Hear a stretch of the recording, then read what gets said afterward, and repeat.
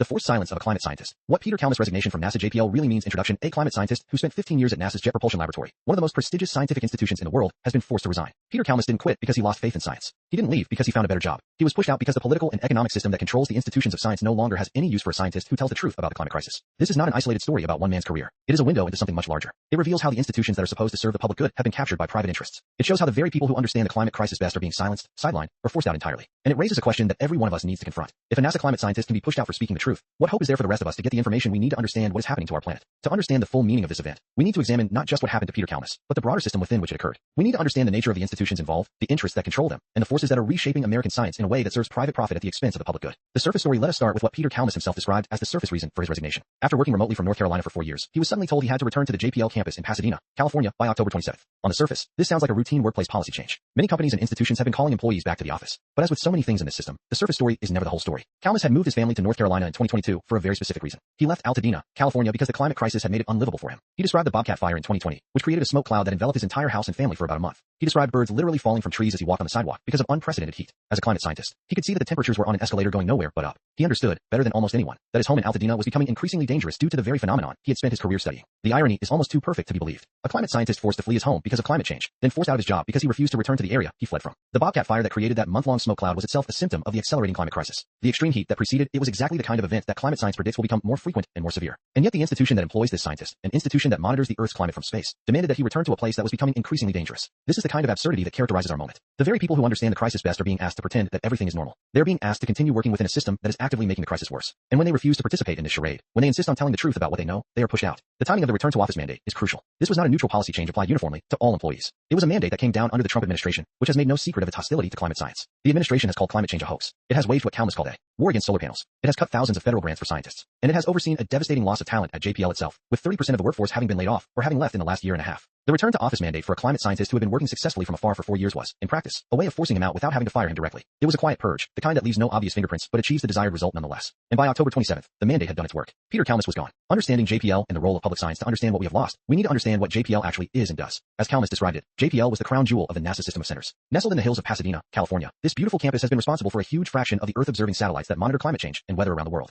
The public does not fully realize the role that JPL has played in monitoring our planet. The satellites that JPL has built and operated provide the data that allows us to track rising global temperatures, melting ice caps, deforestation, ocean acidification, and 100 other indicators of planetary health. When scientists tell us that the Earth is warming, they are relying on data gathered by instruments that JPL helped to design, build, and operate. When we see maps of global temperature anomalies, we are looking at data that came from JPL satellites. When we hear that Arctic sea ice is at a record low, that measurement was made possible by the technology that JPL developed. JPL has also put rovers on Mars. It has explored the planets of the solar system and their moons. It is currently operating the Europa Clipper mission, which will study the ocean under Jupiter's moon Europa. It has done groundbreaking work in astrophysics. It is, in short, one of the most remarkable scientific institutions ever created by human beings. And for Kalmus personally, it was his dream job from first grade onward. But JPL is also, and this is the crucial point, a public institution. It is funded by taxpayer money. It exists to serve the public good. The data that JPL satellites collect about our warming planet is not proprietary information owned by a corporation. It is public knowledge that belongs to all of us. It is knowledge that we need to understand the danger we are in and to make informed decisions about our future. What is happening to JPL under the current administration is not an accident. It is a deliberate dismantling of public science. 30% of the workforce gone in a year and a half. Funding cuts that have eliminated entire research programs. Low morale that drives away even those who have not been laid off. And now, a climate scientist who dared to speak publicly about what he knew is forced out. The broader significance of this attack on JPL is that it is not just an attack on one institution. It is an attack on the very idea of public science. It is a declaration that knowledge which threatens private interests will not be funded, will not be supported, will not be allowed to exist.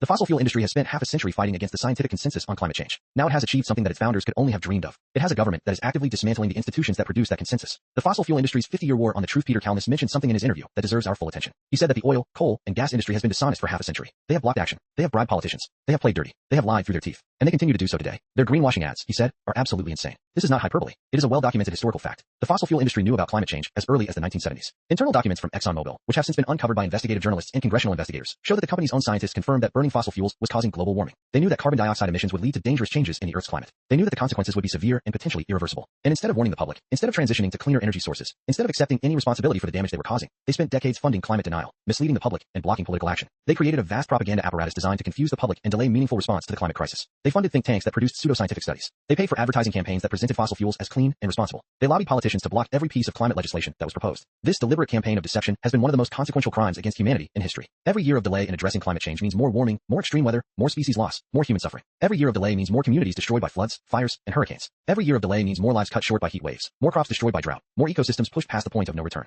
And every year of delay was paid for by an industry that knew exactly what it was doing. The executives who made these decisions were not ignorant. They were not misguided. They were not acting in good faith, but making honest mistakes. They knew the truth, and they chose to hide it. They chose to profit from deception. The scale of the deception is staggering. In the United States alone, the fossil fuel industry spends hundreds of millions of dollars every year on lobbying and political contributions. It funds an entire ecosystem of front groups, think tanks, and advocacy organizations designed to create the appearance of scientific controversy where none exists. It has successfully infiltrated and influenced every level of government, from local city councils to the executive branch of the federal government. And now, under the current administration, it has achieved what it has always wanted. A government that actively works against climate action. A government that cuts funding for climate science. A government that forces climate scientists out of their jobs. A government that calls the climate crisis a hoax and wages war against solar panels. The fox is not just in the henhouse. The fox is running the farm. The broader attack on science and knowledge, the forced resignation of Peter Kalmus, is part of a much broader pattern. The current administration has cut approximately 8,000 federal grants for scientists. These cuts have affected research ranging from public health to climate science to basic scientific research that forms the foundation of all applied science. The message is clear. Science that does not serve the interests of the administration and its corporate backers will not be funded. This is an unprecedented assault on the scientific enterprise in the United States. For generations, the U.S. was a magnet for the best scientific minds from around the world. The federal funding system, imperfect as it was, allowed researchers to build careers based on the quality of their ideas rather than the profitability of their work. Scientists could ask fundamental questions about how the world works without having to demonstrate an immediate commercial application. That system is being systematically dismantled. The 8,000 grants that have been cut represent not just lost funding, but lost knowledge. Each grant was supporting a research project, a team of researchers, a line of inquiry that might have led to important discoveries. Many of those discoveries will now never happen. The knowledge that would have been produced will never be produced. We will all be poorer for it. The human cost of this attack on science is immense. Kalmus described how morale at JPL was lower than he had ever seen it.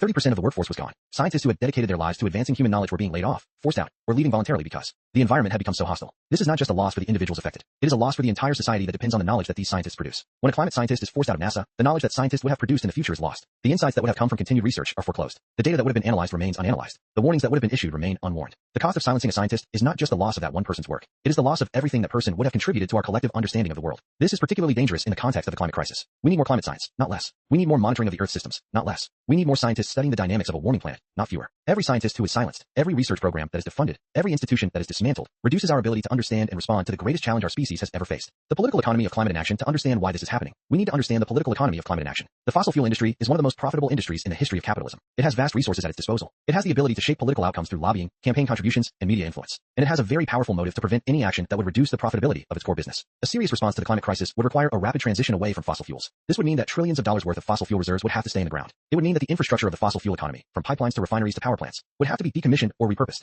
It would mean that the profits that the industry currently enjoys would be drastically reduced or eliminated entirely. The industry is not going to accept this quietly. It is using its power to delay action for as long as possible, to protect its profits for as long as it can, and to ensure that any climate policies that are enacted are weak enough to leave its business model intact. And it has been remarkably successful. Despite decades of scientific warnings, despite the accelerating impacts of climate change that we can all see with our own eyes, the world is still overwhelmingly dependent on fossil fuels. Global carbon emissions continue to rise. The transition to renewable energy, while real, is happening far too slowly to avert dangerous levels of warming. The role of the state in this dynamic is crucial. The state has the power to regulate industry, to set emission standards, to invest in public transportation and renewable energy, to put a price on carbon, and to enforce environmental protections. But the state is not a neutral arbiter of the public interest. It is a site of struggle between competing interests. And in the current period, the interests of the fossil fuel industry have largely prevailed. The Trump administration represents the most extreme version of this capture of the state by corporate interests. But it is not an anomaly. The pattern of corporate influence over climate policy has been consistent across administrations. The Obama administration, for all its rhetoric about climate change, approved record levels of oil and gas drilling. The Biden administration, for all its climate initiatives, approved major fossil fuel projects and presided over record levels of U.S. oil production. The system itself, regardless of which party is in power, produces outcomes that favor the interests of the fossil fuel industry. This is the deeper truth that the story of Peter Kalmus reveals. It is not just about one bad administration. It is about a system that is structurally incapable of responding to the climate crisis because doing so would require challenging the power of the wealthiest and most politically influential industries in the world. Individual activism and the limits of personal action. Peter Kalmus did not go quietly. He has been arrested 3 times for civil disobedience. He attached himself to a door handle at JP Chase because the bank is one of the worst funders of the fossil fuel industry in the world. The Los Angeles police responded with about 100 riot police officers. The action went viral. It felt to him like a way to finally communicate to the public how serious the climate crisis is. We should honor his courage. It takes enormous personal conviction to put your body on the line, to face arrest, to risk your career and your reputation for the sake of a truth that the powerful would prefer to hide. Kalmus did all of that. He risked everything because he understood that the situation is truly desperate. But we must also ask ourselves a difficult question. How did it come to this? How is it possible that a climate scientist at NASA, one of the most respected scientific institutions in the world, felt that the only way to communicate the urgency of the climate crisis was to chain himself to a bank door? How is it possible that the normal channels of scientific communication, the journals, the conferences, the media outlets, the policy briefings, were so completely inadequate that civil disobedience became the most effective way to reach the public? The answer is that the normal channels of communication have been captured by the same forces that benefit from inaction. The media, which is owned by some of the largest corporations in the world, has a structural bias against stories that challenge corporate power. The political system, which is funded by corporate donations, has a structural bias against policies that threaten corporate profits. The scientific funding apparatus, which depends on government and corporate support, has a structural bias against research that is too politically controversial. A scientist publishing a paper in a peer-reviewed journal generates no headlines, no public awareness, no political pressure. But a scientist chaining himself to a bank door generates a viral moment that reaches millions of people. The very fact that civil disobedience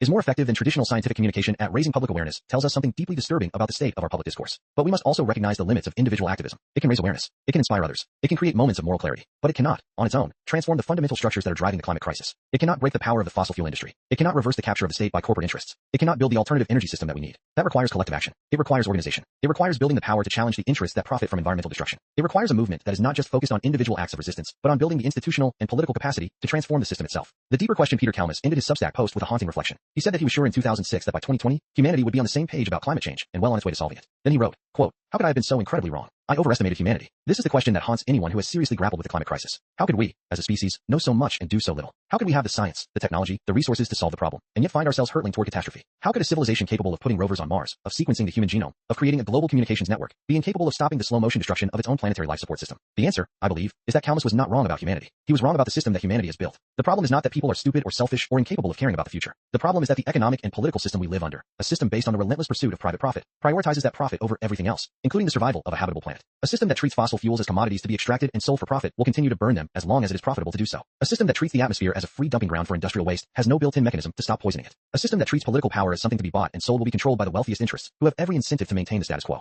This is not a failure of humanity's moral character. It is a failure of a particular economic and social system. And if we cannot name that system, if we cannot understand how it works and who benefits from it, we will never be able to change it. We will continue to be surprised when scientists are silenced, when institutions are defunded, when the climate crisis continues to worsen despite overwhelming evidence that we need to act. The Trump administration's war on science is not an aberration. It is not a deviation from the normal functioning of the system. It is the system operating as it was designed to operate, with the protective layers of pretense stripped away. When science produces conclusions that threaten corporate profits, the institutions that fund and support that science come under attack. When scientists speak inconvenient truths, they are silenced. When public institutions produce knowledge that contradicts private interests, those institutions are defunded and dismantled. This is not a bug. It is a feature of a system that places private profit above all other values. And as long as that system remains in place, we will continue to see this pattern repeat itself, with ever more devastating consequences. The climate emergency, and what we face all of this, is happening while the climate crisis accelerates at a pace that is outstripping even the most pessimistic scientific projections. The UN Secretary General has warned that El Niño is expected to arrive with 90% certainty, and that it will pour fuel on the fire of a warming world. The World Meteorological Organization has confirmed that the coming months will bring extreme heat that will hit even harder, travel even farther, and cross borders with devastating speed. Every year is getting hotter. Every year brings more extreme weather, more devastating fires, more catastrophic floods, more deadly heat waves. The ecosystems that support life on Earth are being pushed toward tipping points beyond which recovery may be impossible. The Amazon rainforest, the Arctic ice sheets, the coral reefs of the world, the great rivers that provide water for billions of people, all of them are under threat.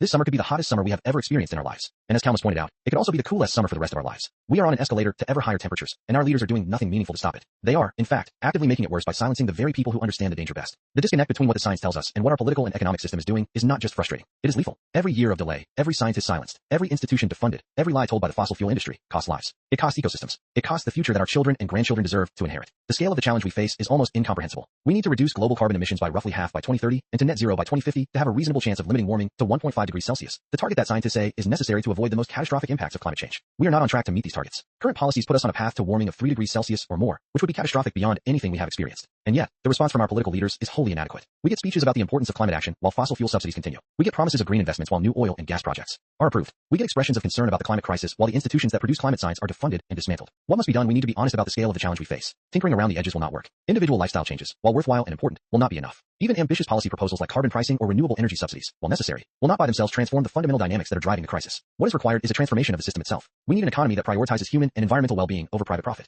We need public institutions that are genuinely accountable to the public, not to corporate interests. We need science that is funded and protected for the purpose of serving the common good, not constrained by what is acceptable to the wealthy and powerful. We need to take the fossil fuel industry out of the decision-making process entirely. As long as the companies that profit from climate destruction have a seat at the table, meaningful climate action will be blocked or watered down. We need to break the power of these companies to shape political outcomes. We need to ensure that the transition to a clean energy economy is driven by public need, not by the profitability of the transition for incumbent industries. We need to rebuild and protect public science. The dismantling of institutions like JPL is a crime against the public interest. We need to fund science generously and protect scientists from political interference. We need to ensure that the knowledge produced by public institutions remains in the public domain and is used for the public good. We need to build a mass movement capable of demanding and achieving these changes. Individual acts of resistance, while heroic, are not enough. We need to organize. We need to build alliances across sectors and across borders. We need to create institutions of our own that can challenge the power of the fossil fuel industry and its political allies. This is not a modest agenda. It is a profound transformation of how our society organizes itself. But the alternative is to continue on our current path, which leads to a world that is increasingly unlivable for more and more people. The alternative is a world where climate scientists are forced out of their jobs, where public institutions are dismantled, where the voices that warn us of danger are silenced, and where we sleepwalk into catastrophe. The example of Peter Kalmus shows us both the problem and the possibility. The problem is that even the most respected scientists, working at the most prestigious institutions, can be silenced when their truth threatens the interests of the powerful. The possibility is that people are waking up. They're speaking out. They're taking risks. They're putting their bodies on the line. The question is whether we can organize that awakening into a force powerful enough to change the system. The answer to that question will determine the future of life on this planet as we know it. Conclusion: Peter Kalmus was forced to resign from NASA's Jet Propulsion Laboratory, but his voice has not been silenced. He continues to write, to speak, to organize, to engage in civil disobedience. He is using his freedom from institutional constraints to speak more freely than ever before. What he has to say is urgent. The planet is warming. The climate crisis is accelerating. The institutions that are supposed to help us understand and respond to this crisis are being dismantled. The industries that caused the problem are continuing to profit from it. And the political system that could address it has been captured by those very industries. But despair is not a strategy. Kalmus himself demonstrated that by his actions. He could have accepted his fate quietly. He could have moved back to Pasadena and kept his head down. He could have stopped speaking publicly and focused only on his technical work.